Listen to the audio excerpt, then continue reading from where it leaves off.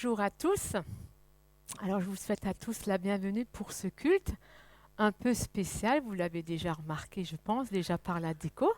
D'ailleurs, un grand merci déjà pour la déco de Pâques. Et aussi parce que peut-être vous avez remarqué, osé ou pas, marcher peut-être sur certains éléments qui sont par terre. Mais on verra tout à l'heure un peu plus. En tout cas, soyez vraiment la bienvenue pour ceux qui sont de cette assemblée et ceux qui viennent nous visiter, donc notre orateur.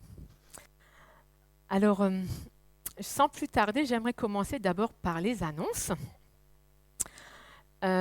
Aujourd'hui, cet après-midi, il y a donc la réunion à 16h pour le projet Roumanie, qui sont concernés. Il n'y a pas de réunion de prière ce soir et ni de rencontre avec les anciens. C'est le Senior Narmitak. Je me suis entraînée à le dire. Mardi soir, c'est l'étude biblique. Vendredi soir, c'est le culte donc pour vendredi saint. Samedi, notre réunion de prière à midi pour Aline.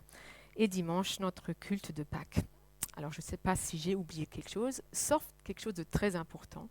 Aujourd'hui, il y a un jour très particulier pour une personne.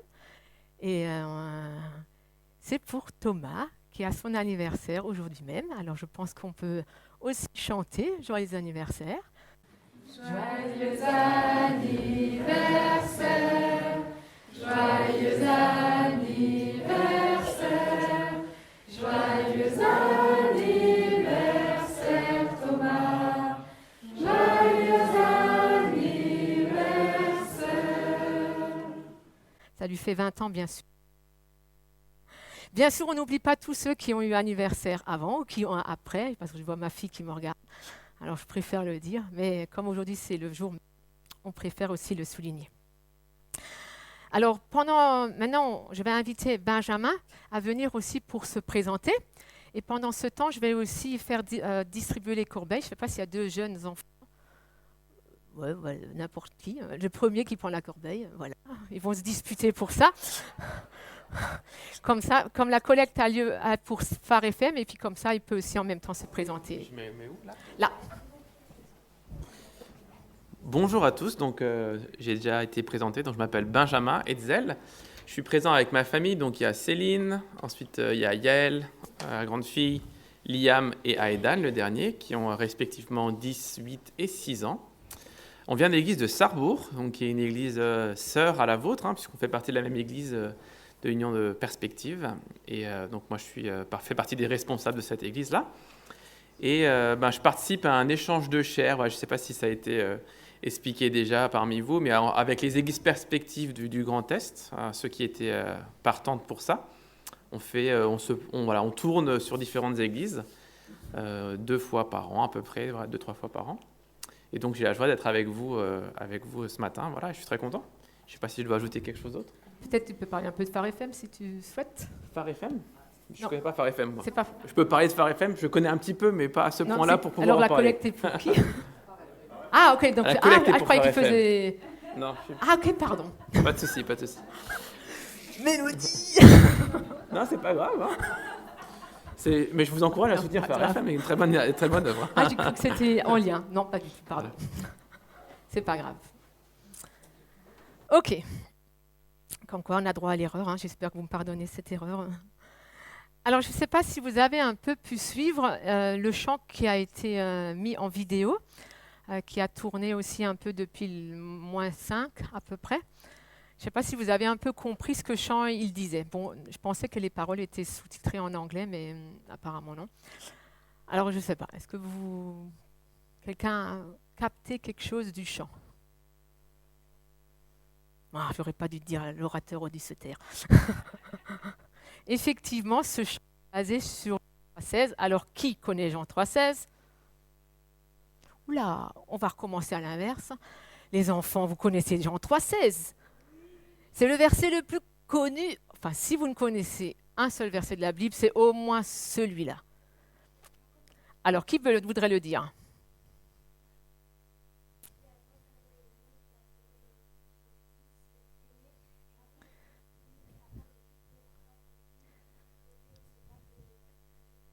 Exact.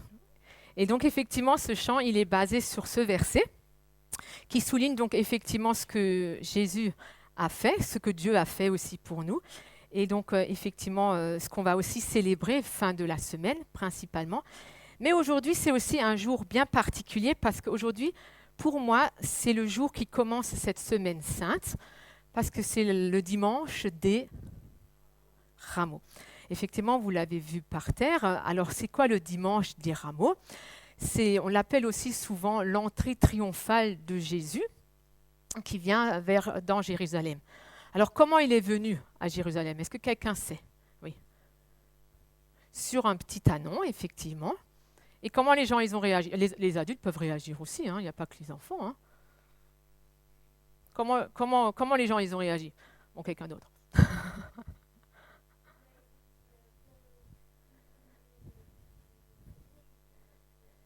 Oui, ils ont acclamé, hurlé, crié. Qu'est-ce qu'ils ont hurlé ?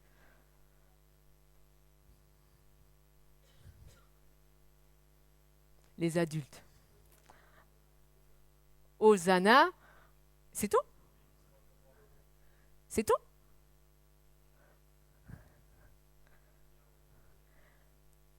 Béni soit le Fils de David qui vient au nom de l'Éternel. Alors effectivement, les gens, ils ont hurlé, ils ont même déposé des rameaux, comme vous le voyez. J'ai essayé de trouver des rameaux, des palmiers, Et c'est vrai qu'ils ont jeté ça par terre pour comme faire une aide d'honneur parfois, comme au mariage, on l'a vu, une aide d'honneur. Et puis ils ont aussi mis leur manteau. Alors pourquoi les manteaux en soi ? Oui.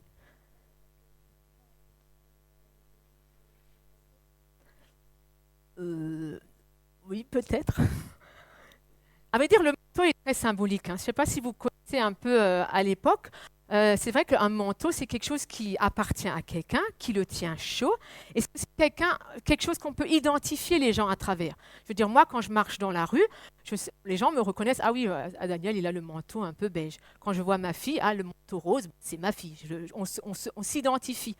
Donc, c'est vraiment quelque chose de très personnel où les gens, ils ont voulu déposer ça auprès de Jésus comme un signe d'apaisement. Comme effectivement un roi qui vient et on s'incline devant lui et on fait donc cette haie aussi avec les rameaux. Et c'est vrai qu'ils ont crié Hosanna. Alors Hosanna, qu'est-ce que ça veut dire Hosanna ? Pour nous, Hosanna, tu as le droit de répondre tout de suite, c'est vrai qu'on dirait que c'est un chant de Youpi, youpi, tralala. On dit que voilà, c'est Hosanna. Mais finalement, Hosanna, c'est quoi ? Tu voudrais répondre quoi ? Oui, ça peut être ça. Effectivement, c'est ce chant de... Mais à vrai dire, Hosanna, c'est un mot grec, mais qui est issu de l'hébreu. De l'hébreu qui a deux... Bon, je ne sais pas si j'arriverai à bien le prononcer, mais je vais quand même essayer. C'est Yasha et Anna. Yasha, ça veut dire sauver. Anna, c'est s'il vous plaît. Donc, à vrai dire, les gens, ils ont crié quoi ? S'il te plaît, viens nous sauver. Et c'est vrai que si on met ça dans le contexte, les gens, ils ont voulu sauver par rapport à quoi ? Qu'est-ce qu'il y avait à l'époque où ils auraient voulu sauver ? Les Romains, exactement. C'est pour ça que, à vrai dire, il aurait dû venir avec un char, quoi, comme peut-être les Romains à l'époque étaient sur leur char, et puis voilà. Et puis là, il vient tout simplement comme un roi tout humble sur un ânon. Et c'est vrai que c'est ce qu'ils ont voulu. Ils auraient voulu qu'ils le viennent sauver de la libération de l'Empire romain. Et malheureusement, comme vous le savez, parce que nous on vient après coup, c'est vrai que ceux qui ont crié ce jour-là, ils ont jeté effectivement tous ces honneurs aux pieds de Jésus, c'est pratiquement les mêmes qui l'ont crucifié après vendredi. Alors pour moi, c'est pourquoi je vous raconte toute cette histoire, un peu longue peut-être, c'est vrai que je me suis dit... c'est vrai que moi, je suis dans la foi depuis des années.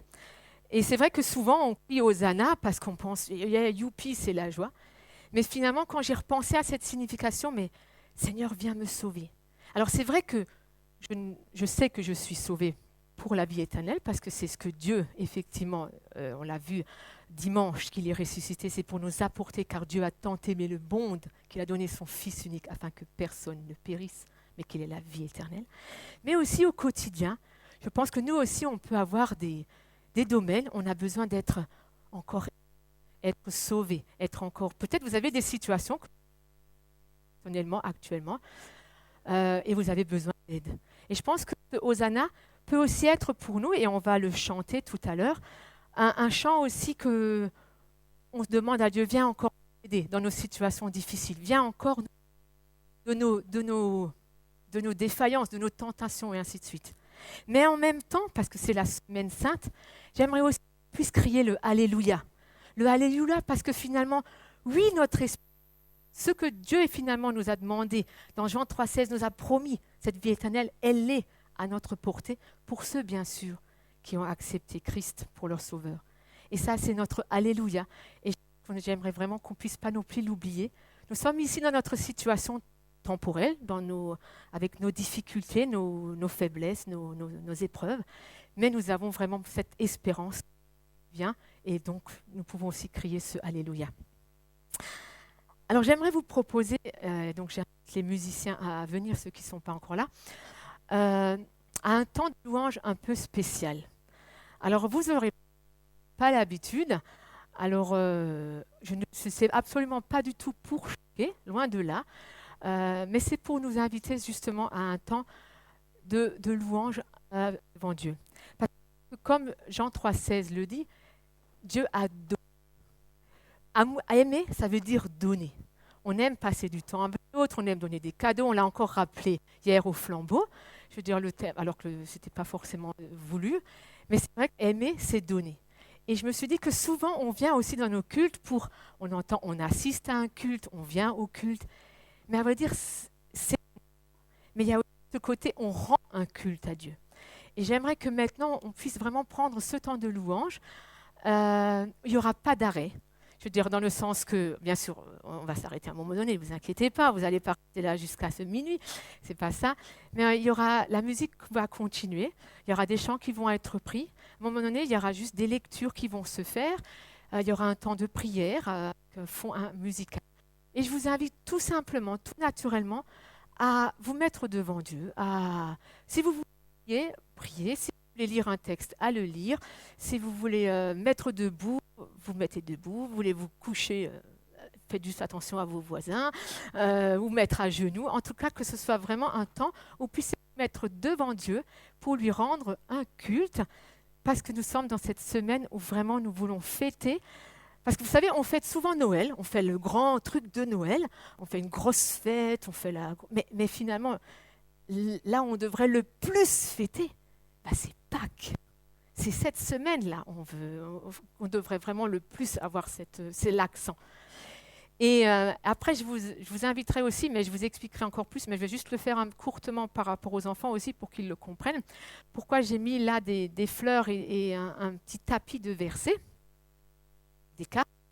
Mais j'aimerais vous lancer aussi que finalement ce temps, ce ne sera pas juste maintenant pour ces quelques minutes qu'on va prendre, mais j'aimerais vous inviter que pendant toute cette semaine sainte, que vous puissiez prendre à travers une fleur, donc je vous invite à la fin du culte, prendre une fleur, s'il y en a assez, sinon au moins une par famille, ou pendant cette semaine, avec une carte, vous pourriez remercier Dieu, louer Dieu, mais aussi crier le Hosanna si vous avez besoin d'être aidé, délivré de certaines choses, et en tout cas le remercier pour ce qu'il a fait pour nous pendant qu'il est mort sur la croix et qu'il est ressuscité. Mais j'expliquerai pour les adultes encore un peu plus après. Thank you.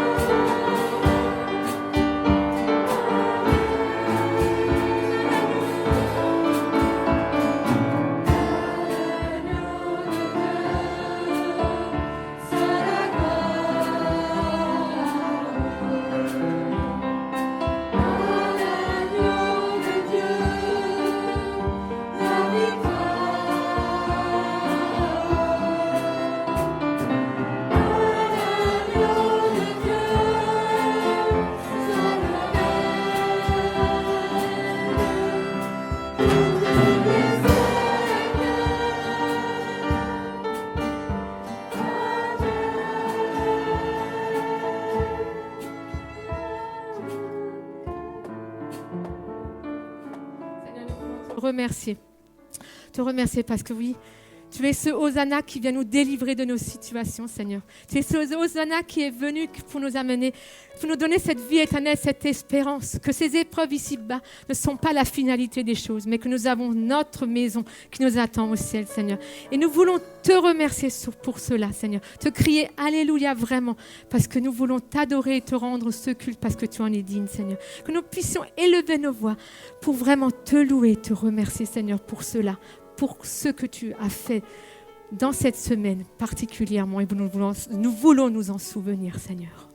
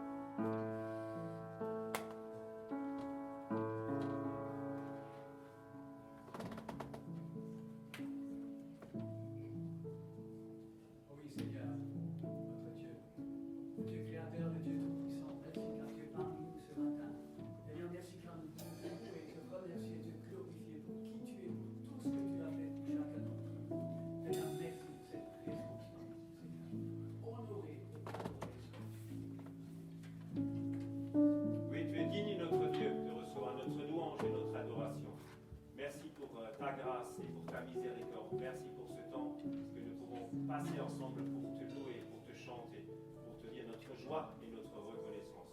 Alléluia. Amen.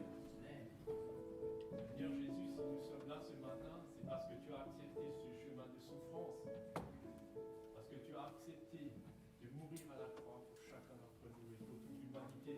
Seigneur, nous ne serions pas là ce matin si toi tu n'aurais pas fait ce sacrifice, si tu aurais accepté ce sacrifice. Seigneur, quelque chose de grand, Seigneur, quelque chose dont nous souvenons tout à nouveau, Seigneur, maintenant que nous approchons par, Seigneur, le moment le plus important, le plus grand, le plus important de toute l'histoire de l'humanité, Seigneur. Là où tu t'es donné, Seigneur, tu n'as pas pris la vie, mais tu l'as donné pour nous, Seigneur, pour nous sauver, Seigneur, pour nous racheter. Seigneur, il n'y avait pas d'autre moyen pour les humains que ce que tu as fait pour nous à la croix. Et nous voulons vraiment te louer, t'adorer, Seigneur, de tout notre cœur, Seigneur, parce que tu es digne de recevoir notre louange comme nous l'avons chanté à l'instant, Seigneur. Gloire à Jésus, gloire à Dieu le Père, gloire au Saint-Esprit. Amen. Amen. Oui, Seigneur Jésus, merci de nous avoir rachetés au prix de ta vie. Amen.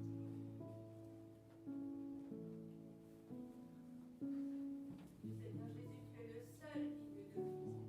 Et nous voulons te louer et t'adorer. Louange à la Amen.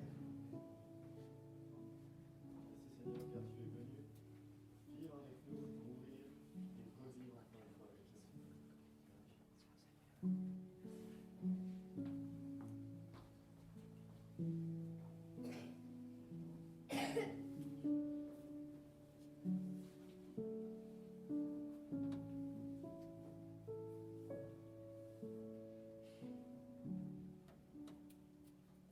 Pendant qu'on reprend ce chant Alléluia, les enfants peuvent partir pour l'école de l'école. Alléluia.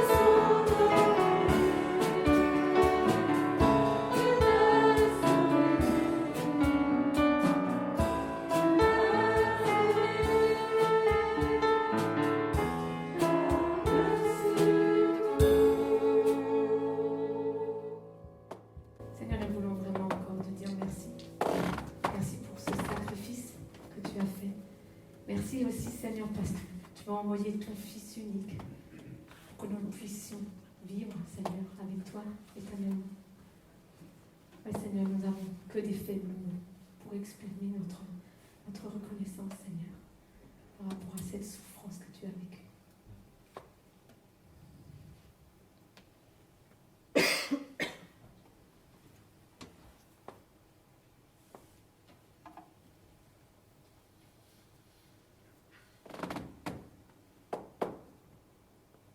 Oui, Seigneur, tu es l'agneau de Dieu qui a porté mon péché et celui du monde entier, Seigneur. Merci. Merci, Seigneur. Amen.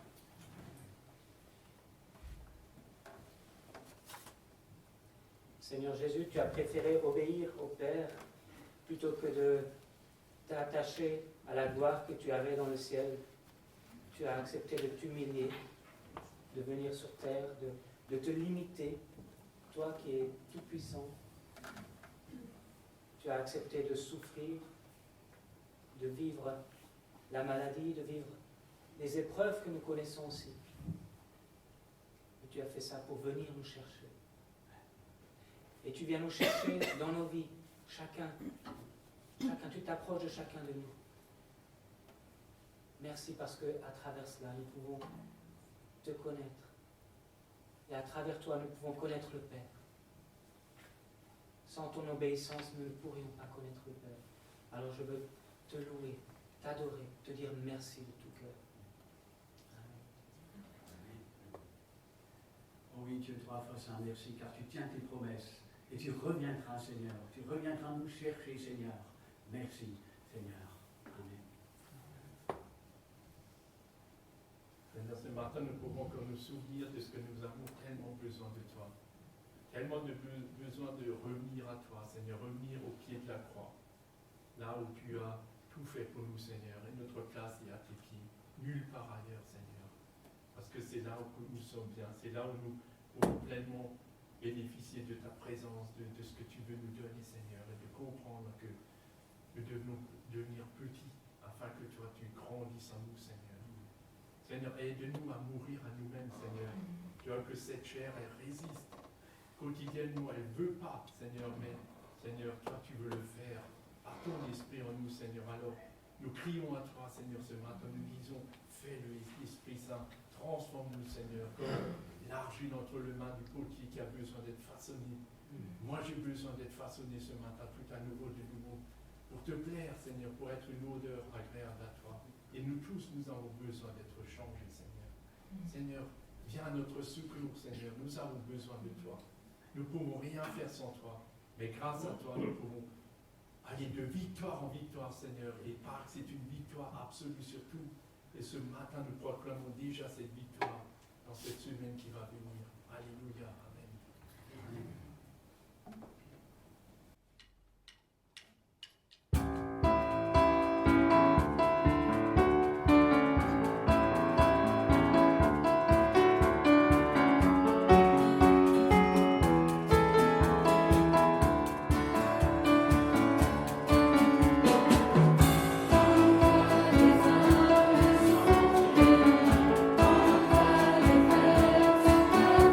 Thank you.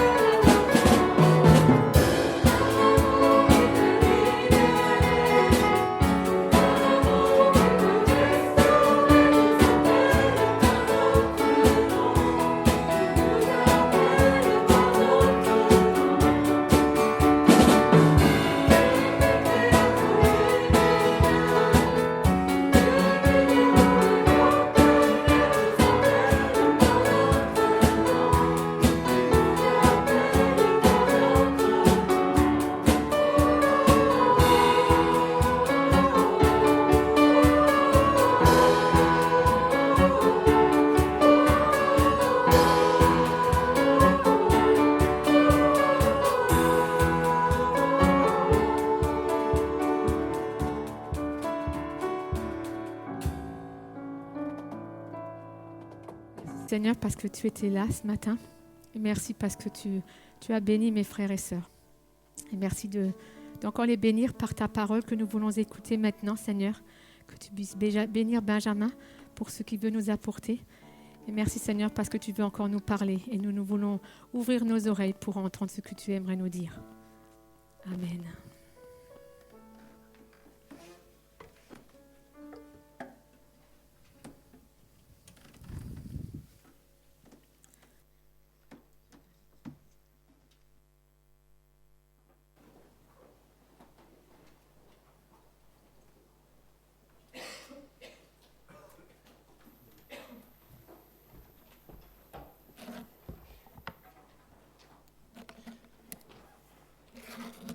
Très content d'être parmi vous ce matin et c'est toujours une joie de pouvoir partager la parole.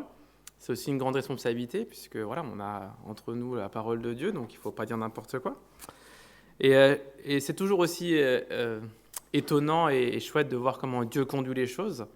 Avec cette introduction, voilà, je vais aussi vous parler de manteau. Je vais aussi vous parler de quelqu'un qui a crié « Fils de David », qui a crié quelque part « Hosanna » aussi. Et voilà, c'est vraiment bien aussi relié avec ce que je voudrais vous partager ce matin. L'histoire dont je vais vous parler, elle se passe juste un petit peu avant l'arrivée de Jésus à Jérusalem. Donc ce qu'on a partagé, voilà, les rameaux, les manteaux, c'est Marc 11. Et juste avant, Marc 10, on a l'histoire d'un certain Bartimée.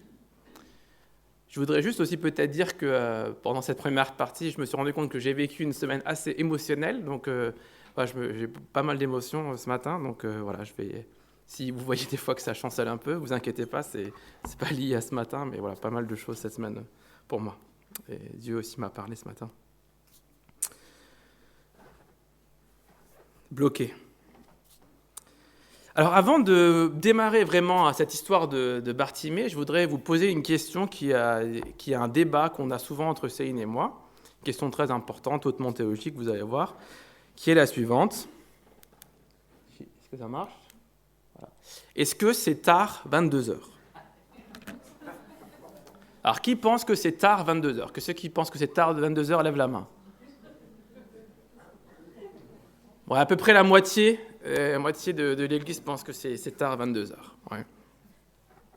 Alors pourquoi je vous pose cette question-là ? Parce que, en fait, pour illustrer un point qui est que la vision qu'on a de quelque chose influence beaucoup notre manière de réagir. Si je pense que c'est tard 22h, quand il est 21h45, je suis déjà en mode je vais aller me coucher. Et si quelqu'un me propose quelque chose en disant tiens, on pourrait regarder un film, par exemple, on se dit ah non, là, moi je voudrais aller me coucher, quoi. Et si quelqu'un nous empêche parce qu'il faut encore faire quelque chose, il faut encore préparer quelque chose pour le lendemain et qu'on a envie de se coucher, tout d'un coup, on commence un peu la colère qui commence à monter. Enfin, je dis ça pour moi, je ne sais pas si pour vous, c'est peut-être pas, mais en tout cas.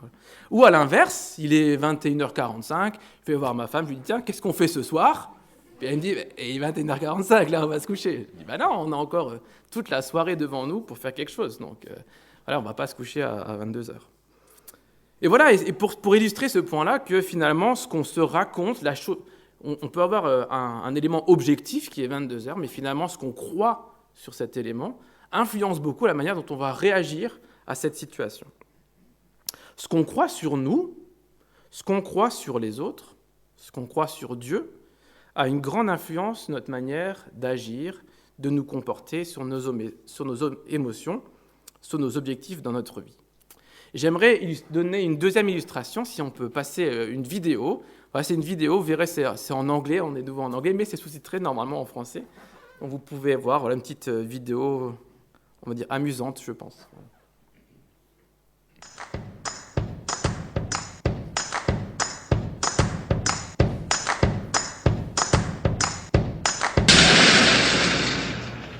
Whoa, that's not good. Oh, I don't need this. I'm already late. Somebody will come. Anybody out there? Do you have a phone? No. Sorry. Somebody! Hello? There are two people stuck on an escalator and we need help. Now, would somebody please do something?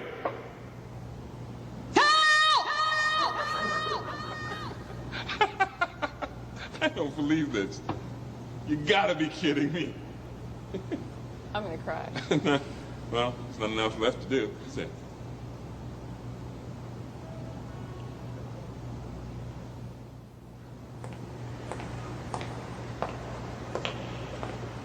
Hello? Hey, don't worry about it. I'll fix it in a second.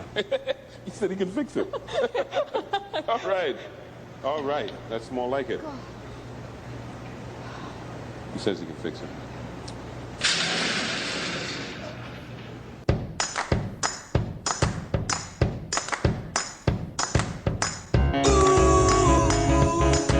Walking down the sidewalk, kicking my feet as I'm moving to the music. Step to the beat, I woke up today. Merci. Canceled all my plans and I stepped right outside with my guitar. Merci. Ah, j'aime beaucoup cette vidéo, je la trouve à chaque fois amusante. Je l'ai vue, je pense, une dizaine, quinzaine de fois, je pense. Et je trouve qu'elle est très parlante. Je pense que les nombres de clics, de views sur YouTube a dû augmenter juste grâce à moi sur cette vidéo-là. Je la trouve très parlante sur l'influence de ce qu'on croit sur notre manière d'agir. Voilà, on pense qu'un escalator ou un escalier roulant devrait avancer tout seul. Donc s'il s'arrête, c'est pas à moi de faire quelque chose, quelque part. Il y a bien quelqu'un qui est en charge de la maintenance de l'escalier, il va venir s'en occuper. Est-ce que ces personnes sont capables de sortir de l'escalator ? Évidemment, elles ont les capacités physiques pour le faire. C'est quelques marches, la liberté finalement n'est qu'à quelques marches de là où ils sont. Mais pourtant, voilà l'histoire qui se raconte, ce qu'ils croient, ça les rend prisonniers, ça les rend bloqués. Et ce que je trouve intéressant aussi, c'est qu'on voit tous les types de réactions qu'il peut y avoir des personnes. Voilà, soit on va crier à l'aide, on va désespérer, on va pleurer, on peut rigoler, on peut avoir j'aime bien l'homme qui dit, il prend la situation en main, il dit non mais c'est bon, je vais m'en occuper, et finalement il se passe rien, quoi. Malgré toutes les réactions, la triste réalité de ces deux personnes, c'est qu'elles sont bloquées sur un escalier roulant. Et je crois que ce qu'on croit sur nous, ce qu'on croit sur Dieu, ça peut parfois aussi nous mener à cette situation un peu bizarre d'un point de vue extérieur, qui est on est bloqué sur un escalator. Et ce qui est terrible, et c'est un peu comme ces gens-là, c'est que parfois on ne se rend même pas compte. Parce que ce n'est pas facile d'identifier ces croyances qui, dans notre vie, nous bloquent. On est souvent aveugle à notre propre situation. Et voilà, c'est là que vous voyez peut-être venir Bartimée, qui était aussi un aveugle. Mais avant de parler de Bartimée, je voudrais vous donner un dernier exemple, et c'est peut-être en lien avec le thème des habitudes spirituelles que vous avez. Si je ne me trompe pas, vous êtes bien en train de voir ça. Hein, vous avez déjà eu plusieurs messages là-dessus, voilà. Et je ne sais pas, que vous avez vu quoi déjà pour l'instant, les habitudes spirituelles ? La communion fraternelle. Ouais. La méditation de la parole. Okay. Très bien, c'est un des points justement que je voulais donner comme exemple. Par rapport à ces habitudes spirituelles. Moi, j'ai toujours un rapport un peu tendu avec les habitudes spirituelles. Je sais pas vous, mais parce que je me suis toujours considéré comme quelqu'un qui n'est pas persévérant. C'est pas un caractère, une qualificatif que je me donnerais à moi-même, et qui n'a pas une grande maîtrise de moi. Si je devais citer mes qualités, je ne dirais pas que la maîtrise de moi est une grande qualité. Et du coup, les habitudes spirituelles, c'est toujours un peu une tension pour moi, parce que l'habitude de dire je vais me lever plus tôt maintenant pour lire ma Bible tous les matins, ça m'a plutôt découragé parce que j'ai jamais réussi à persévérer dans cette habitude-là. Et en plus, après 20 ans, ça fait à peu près 20 ans que je suis chrétien, avec des hauts et des bas sur cette habitude spirituelle de lire la Bible, ça m'a plutôt convaincu, mon histoire personnelle m'a convaincu, non, je ne suis pas quelqu'un de persévérant, je ne vais pas y arriver. Je ne sais pas si vous avez peut-être des fois aussi cette relation à ces habitudes spirituelles. Et j'ai éprouvé même une certaine honte, parce que quand tu es responsable d'église, tu n'oses pas trop dire « Ah ouais, j'ai du mal à lire ma Bible », ça ne le fait pas trop, quoi, mais bon, c'est la réalité. Et c'est seulement en début de cette année-là, 2023, que j'ai un petit peu changé ma perspective dans ce domaine. J'ai commencé à croire, pour moi-même, que c'est possible pour moi de développer une habitude spirituelle. Je suis passé de « c'est impossible parce que moi je ne suis pas quelqu'un de persévérant, je ne vais jamais réussir à développer ça ». En plus, moi, ma maman, elle c'est l'habitude, elle est réglée comme ça. Christian, il connaît un peu, voilà, ma mère, elle est super. Pour elle, c'est naturel en fait, ça ne lui demande pas d'effort de prendre des habitudes. Et du coup, voilà, on peut aussi avoir un peu de... Quand on voit d'autres personnes pour qui c'est facile, ça peut un peu nous frustrer. Et en ce début d'année, j'ai commencé à croire que c'était possible pour moi d'acquérir cette habitude spirituelle. Pas parce que je suis quelqu'un de différent, mais parce que le Saint-Esprit vit en moi. Et qu'un des fruits de l'Esprit, ou un des bouts du fruit de l'Esprit, c'est la maîtrise de soi. Et comme le Saint-Esprit vit en moi, c'est possible. Mais c'est dans ma tête, vous voyez, le blocage était dans ma tête. Parce que moi, je me disais, c'est impossible pour moi. Et là, tout doucement, et c'est petit à petit, je commence à croire que c'est possible pour moi d'acquérir une habitude spirituelle. Et voilà, la question que je voudrais te poser ce matin, c'est, voilà, qu'est-ce que tu crois sur toi? Qu'est-ce que tu crois sur Dieu qui fait que peut-être tu es bloqué sur un escalier roulant? Qu'est-ce que tu crois sur toi, qui peut te bloquer dans ta vie? C'est quoi ces domaines de ta vie où tu n'arrives pas à avancer? Et peut-être quelque chose que tu crois qui te bloque là-dedans. Et c'est là où on va arriver à notre histoire de Bartimée. Parce qu'on peut être aveugle dans la vie, on peut des fois être aveugle à notre situation, mais avec Dieu, ce n'est pas une fatalité. Avec Dieu, il y a un autre chemin possible, et c'est l'histoire de Bartimée, notamment, qui nous l'enseigne, avec cet aveugle qui est aveugle de naissance, mais qui ne l'est pas resté. Et ça se passe dans l'évangile de Marc, au chapitre 10, à partir du verset 46, pour ceux qui veulent ouvrir leur Bible ou leur smartphone pour regarder sur votre téléphone. Donc voilà, juste pour remettre le contexte, comme je disais avant, c'est juste avant l'arrivée de Jésus à Jérusalem. Donc on est plutôt à la fin du ministère de Jésus, avant qu'il arrive à Jérusalem pour être crucifié et puis qu'il va ressusciter après. Donc Jésus et ses disciples arrivent à Jéricho, puis ils sortent de la ville avec une grande foule. Un aveugle appelé Bartimée, fils de Timée, est assis au bord du chemin. C'est un mendiant. Quand il apprend que Jésus de Nazareth arrive, il se met à crier « Jésus, fils de David, aie pitié de moi !» Ça ressemble peut-être un petit peu à un fils de David, Hosanna, peut-être c'est assez proche comme cri. Beaucoup de gens lui font des reproches et lui disent « Tais-toi !» Mais l'aveugle crie encore plus fort « Fils de David, aie pitié de moi !» Jésus s'arrête et dit « Appelez-le !» Les gens appellent l'aveugle en lui disant « Courage, lève-toi, il t'appelle. » L'aveugle jette son manteau, il se lève d'un bond et va vers Jésus. Jésus lui demande « Qu'est-ce que tu veux ? Qu'est-ce que je peux faire pour toi ?» L'aveugle lui dit « Maître, fais que je voie comme avant. » Jésus lui dit « Va, ta foi t'a sauvé. » Aussitôt, l'aveugle voit comme avant, et il se met à suivre Jésus sur le chemin.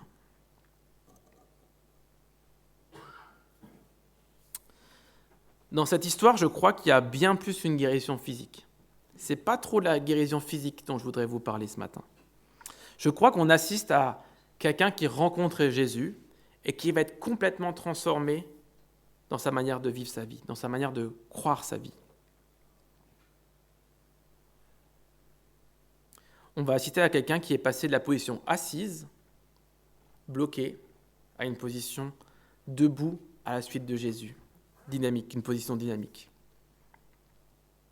Mais qu'est-ce qu'il a fallu à Bartimée pour passer de cette attitude assise sur le bord de la route à quelqu'un en mouvement?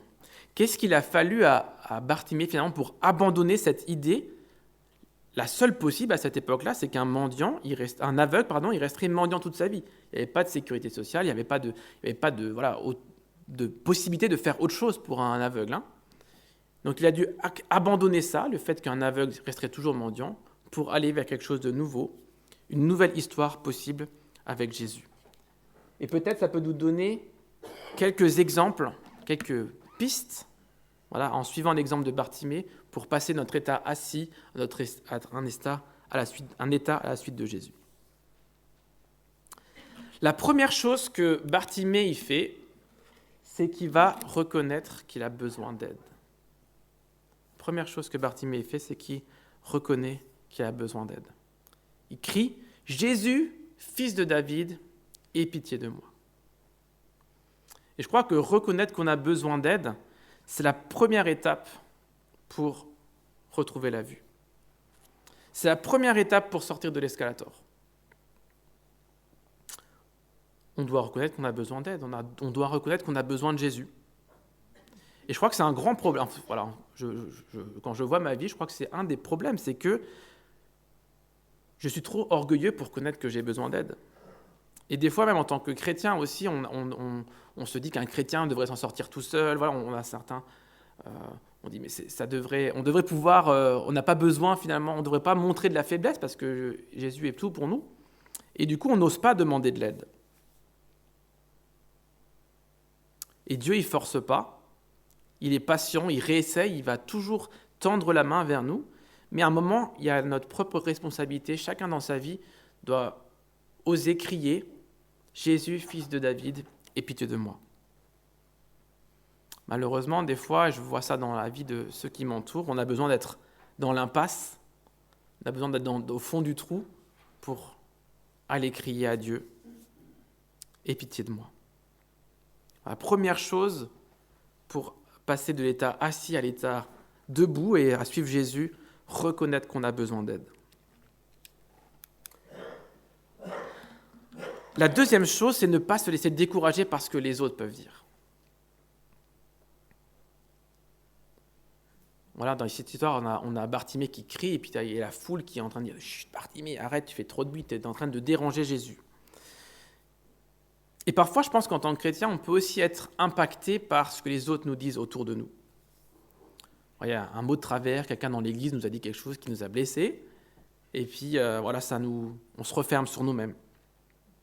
On peut être déçu par l'église souvent. Hein, voilà, il y a une image que j'aime bien, c'est pour l'église, on doit embrasser la réalité de l'église, c'est-à-dire le fait qu'on est tous des pécheurs et que du coup, on n'est pas parfait, donc ça peut frotter un peu. Et en même temps, on doit embrasser l'idéal de l'église. Parce qu'on a cette envie de vivre une communion qui est belle, où c'est différent du monde. On doit vivre avec ces deux réalités-là. À la fois, on est des chrétiens et on est des pécheurs, donc du coup, ça frotte, mais en même temps, on est aussi une communion de saints, et donc on doit vivre avec cette tension-là. Et des fois, ça peut nous décourager d'être avec d'autres qui peuvent nous dire des choses qui nous blessent. Peut-être même, il y a des gens qui vous ont dit des choses comme ce qui a été dit à Bartimée, quoi. Tu ne peux plus venir à l'église parce qu'il y a telle et telle chose dans ta vie qui ne va pas. Tu changes d'abord avant de venir voir Jésus. Et Bartimée, il ne se base pas sur ça. Il ne se base pas sur ce que les autres peuvent lui dire, mais il va se baser sur ce qu'il sait de Jésus. Parce qu'à ce moment-là de l'histoire, Jésus, il a déjà ressuscité un enfant, il a déjà multiplié le pain, il a déjà chassé des démons, accueilli les enfants, marché sur l'eau, etc. C'est pour ça qu'il y a une foule qui le suit. C'est parce que Jésus avait déjà accompli plein de choses. Et Bartimée, il sait ça, il n'écoute pas ce que les autres lui disent, mais il dit non, mais ce Jésus-là, il a déjà sauvé, il a déjà ressuscité, il a déjà multiplié le pain. Alors il peut faire ça pour moi aussi, aujourd'hui.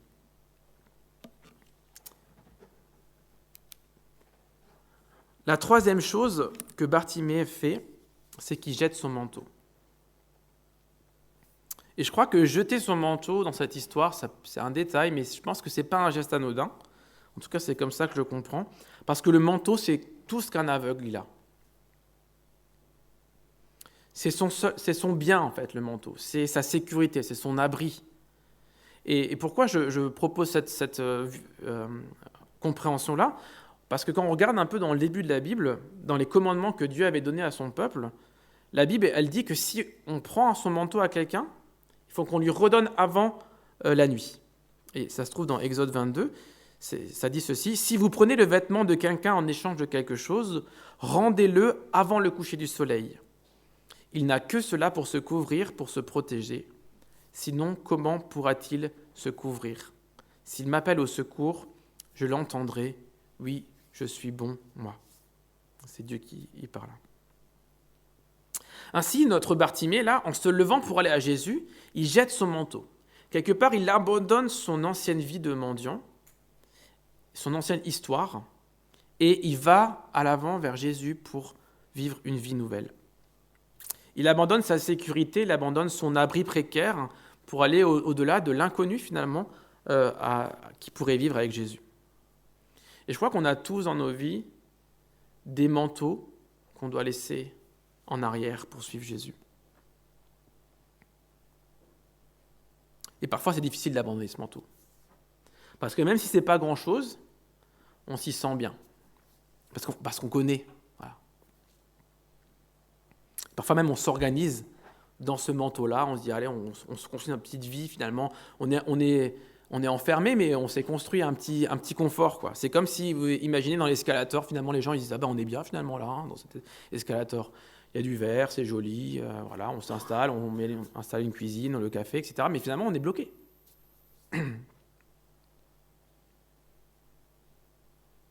Finalement, cet escalator, il est pas mal, je le connais bien. Je sais le début, je sais la fin. Ce qu'il y a autour, je ne le sais pas, mais je reste là. Et pour vivre cette nouvelle histoire, on a chacun dans notre vie, on doit lâcher prise sur des choses. Il y a des choses de notre passé, de notre vie même aujourd'hui, qu'on doit lâcher, qu'on doit abandonner et faire confiance que Dieu va nous offrir quelque chose de nouveau. Et la dernière chose, on peut suivre l'exemple de Bartimée, c'est que Bartimée, il est lucide sur ce dont il a besoin. Et c'est intéressant, en étudiant ce texte, je lisais juste ce qui vient avant. Et la question que Jésus pose à Bartimée quand il lui dit « Qu'est-ce que tu veux que je fasse pour toi ?» il la pose un tout petit peu plus tôt. Si vous regardez un petit peu avant, dans Marc 10, il y a les disciples de Jésus qui viennent le voir et qui, au verset 35, ça dit ça, « Jacques et Jean, les deux fils de Zébédée, viennent auprès de Jésus et lui disent « Maître, nous allons te demander quelque chose et nous souhaitons que tu acceptes. » Jésus leur dit « Qu'est-ce que vous voulez que je fasse pour vous ?» Comme il a dit à Bartimée après, « Qu'est-ce que tu veux que je fasse pour toi ?» Et qu'est-ce qu'ils vont répondre, les disciples ? « Quand tu seras dans ta gloire, permets-nous de nous asseoir à côté de toi, l'un à ta droite et l'autre à ta gauche. » Alors Jésus après il répond, non mais ça c'est pas trop la priorité, là. Je pense qu'il y a d'autres choses que ça qui sont beaucoup plus importantes. Et voilà, il va un peu les reprendre, ou en tout cas leur dire qu'ils se trompent d'objectif.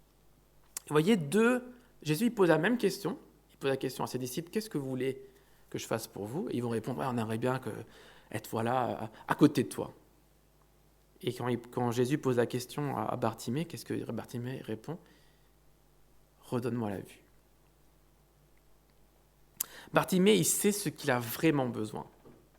Il n'a pas besoin qu'on change ses circonstances. Il n'a pas besoin qu'on lui offre un statut social. Il a besoin de recouvrir la vue.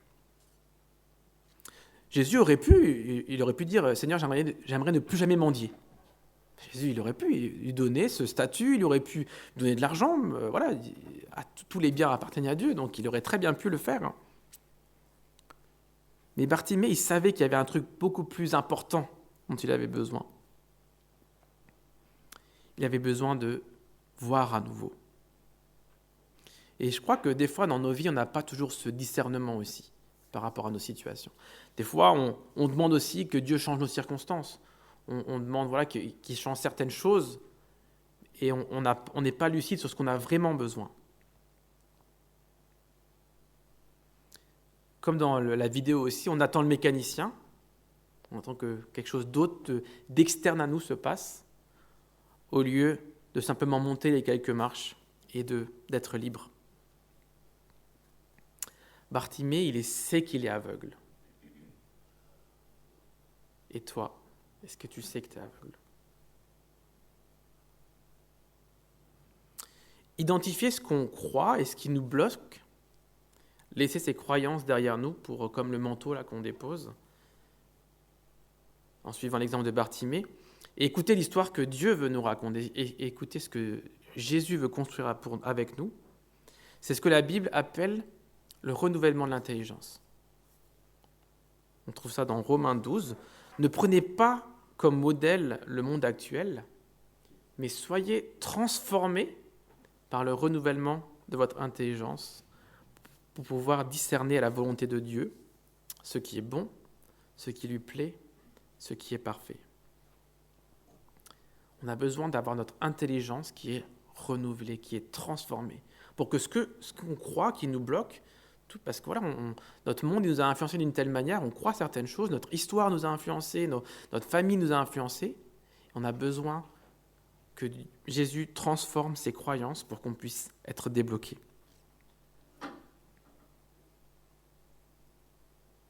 Peut-être que tu as identifié ce matin un point qui te dit, voilà, ça c'est un point, je me rends compte que c'est une croyance qui me bloque, qui m'empêche d'avancer, que tu as besoin que Dieu renouvelle. Si ce n'est pas le cas, je voudrais te donner quelques exemples peut-être de fausses croyances qui nous empêchent d'avancer. Certaines de ces croyances que je vais citer ont été les miennes, ou sont encore les miennes parfois aussi. Et peut-être qu'elles résonneront pour certains d'entre vous. Alors, quelques fausses croyances, je m'avance un peu peut-être là, qui nous empêchent d'avancer. Un homme ne doit pas montrer ses faiblesses. Les sentiments, c'est pour les filles. Une bonne mère doit toujours être calme et se sacrifier pour ses enfants. Je dois être suffisamment propre pour m'approcher et me présenter devant Dieu. Je ne suis pas quelqu'un de fiable. Les autres vont toujours à un moment se rendre compte de ça et être déçus par moi.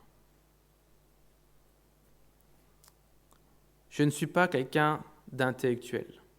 La lecture, la Bible, ce n'est pas pour moi. Je ne suis pas quelqu'un de sociable. Je laisse les autres faire ça, puis moi je m'occupe de faire les choses, de la partie technique. On m'a toujours dit que j'étais colérique. Ça fait partie de qui je suis. Un chrétien ne devrait pas avoir trop de plaisir dans la vie. Dire la vérité, c'est dangereux. Ça peut blesser. Il vaut mieux pas dire la vérité. Je ne survivrai pas à la souffrance, donc je dois tout faire pour l'éviter. Il n'y a pas assez de temps pour tout faire. Il n'y a pas assez de temps pour tout faire. Si ce matin tu as identifié une partie de ta vie où tu te sens aveugle, bloqué, sans savoir comment faire pour avancer, que ce soit quelque chose qui soit vieux, ça fait 5 ans, 10 ans que tu es avec ça, tu te bats depuis des années, c'est peut-être quelque chose de très récent, de cette semaine, où ça te pèse. Je voudrais t'encourager à ne pas remettre ça à demain. Souvent, les dimanches, on entend une prédication, c'est une prédication de plus sur les X prédications qu'on a entendues. Mais ce matin, Jésus il passe sur le chemin aussi. Il passera demain aussi, ne vous inquiétez pas. Hein, Jésus, il est présent. Il a dit qu'il serait présent avec nous jusqu'à la fin du monde, donc il sera présent aussi demain. Mais il y a cette opportunité du dimanche matin où Jésus passe sur le chemin et puis nous, on est peut-être assis là. Et c'est le moment où on peut crier « Jésus, fils de David, aie pitié de moi ». Et Jésus, il veut t'aider. Jésus, il est celui qui tend la main et qui dit « Qu'est-ce que tu veux que je fasse pour toi ?» La pire des choses, c'est pas d'être aveugle. On l'est tous. La pire des choses, c'est d'essayer de s'en sortir seul, sans Jésus. La pire des choses, c'est pas d'être aveugle. On est tous aveugles. La pire des choses, c'est de vouloir s'en sortir seul, sans Jésus. Alors, ma prière pour vous, ma prière pour moi, c'est qu'on ne reste pas bloqué sur l'élévateur, qu'on ne reste pas bloqué parce qu'on croit, mais qu'on se laisse transformer parce que Jésus a pour nous. Voilà. Oublie ce que tu crois sur toi, oublie ce que tu crois sur Dieu, et laisse Jésus te raconter l'histoire qu'il a prévue pour toi. Je vais prier encore.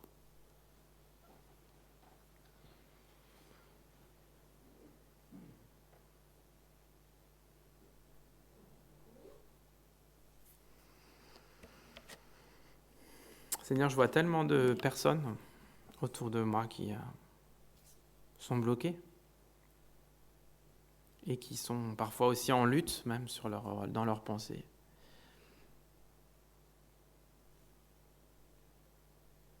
Mais tu es ce Dieu qui redonne la vue. Et pour tous nos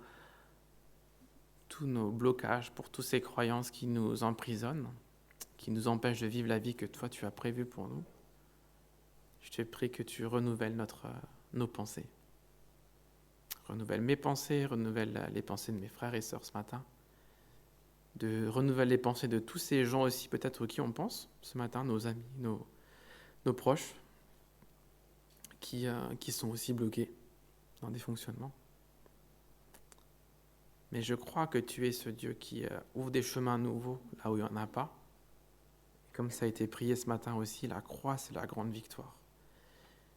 C'est là où tu as tout accompli, c'est là où tu as prévu un chemin nouveau, tu as rendu un chemin nouveau possible dans toutes nos situations. Et merci pour ça, Seigneur. On veut vraiment vivre de la puissance de ta résurrection dans nos vies chaque jour. Amen.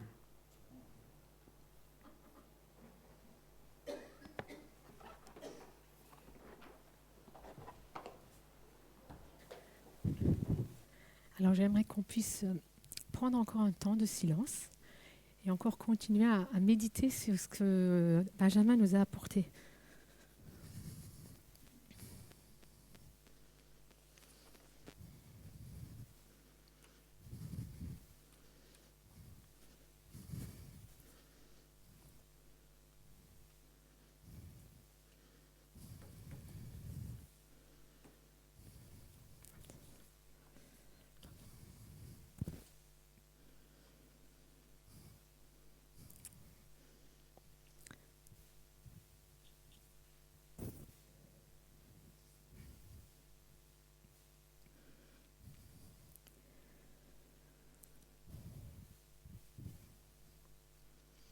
En tout cas, merci beaucoup pour ce message. Et, moi, il m'a apporté beaucoup. J'espère vous aussi. Et il a dit beaucoup de choses. Mais il y a une chose que j'aimerais juste rebondir parce que je pense que ça fait suite aussi à ce que, comme j'ai expliqué tout à l'heure, Jésus est là tous les jours avec vous.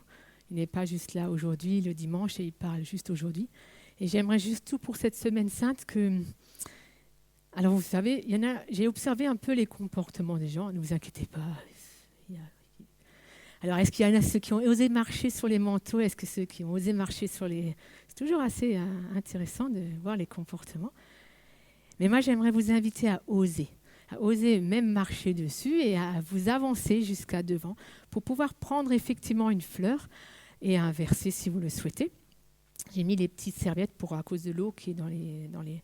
Alors, s'il vous plaît, ne regardez pas sur la fleur, parce que moi, j'y connais rien, je vous avoue.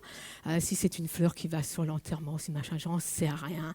C'est absolument pas du tout mon intention. Moi, je voulais des couleurs vives, des couleurs belles, et surtout des fleurs où je sais que probablement elles arriveront à tenir au moins une semaine. Et je voulais vraiment que vous puissiez, cette semaine, prendre donc cette fleur avec vous. Je pense qu'il y en a 60 en tout. Alors, je n'ai pas compté combien vous êtes ce matin. Je ne sais pas s'il y en aura une pour tous, au moins en tout cas une par famille.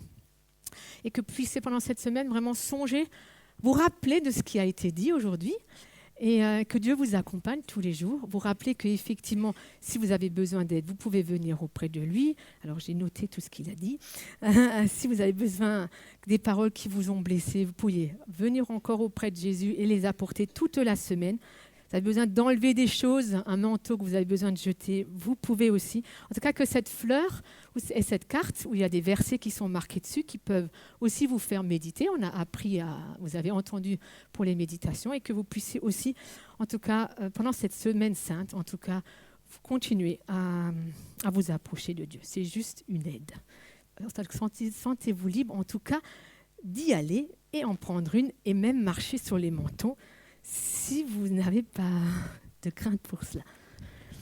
Alors j'aimerais finir ce temps, ce culte par... on va aller faire les deux chants. En tout cas, il faut remercier mes musiciens, je les ai fait vraiment... je les ai fait suer, la technique aussi, et merci parce que ils ont dû suivre mes idées. Alors je vous invite à vous lever. On va prendre 2 chants. Il y en a un qui sera vraiment nouveau pour vous, qui est aussi un chant d'antitote. Le premier, vous connaissez, c'est Bénédiction, vous le connaissez bien. Alors, il y a aussi des gens qui savent faire les gestes pour le premier chant. Alors, j'invite Delaya et Anne, si vous voulez bien venir. Ils n'ont pas été demandés, c'est encore une de mes folies.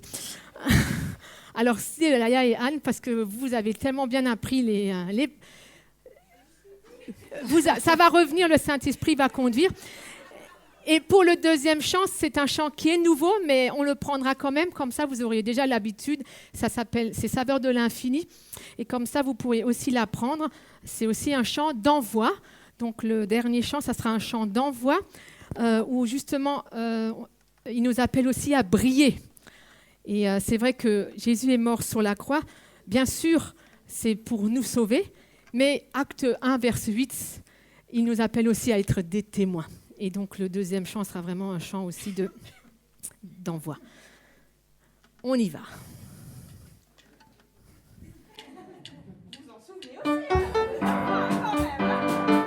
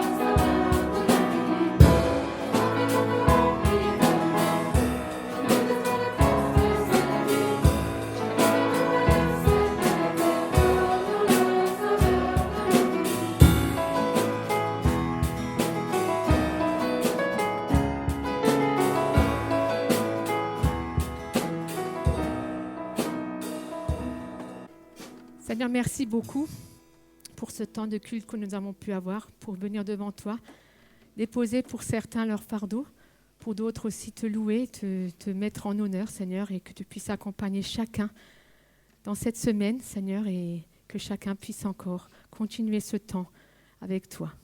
Au nom de ton Fils. Amen. Bon dimanche à chacun.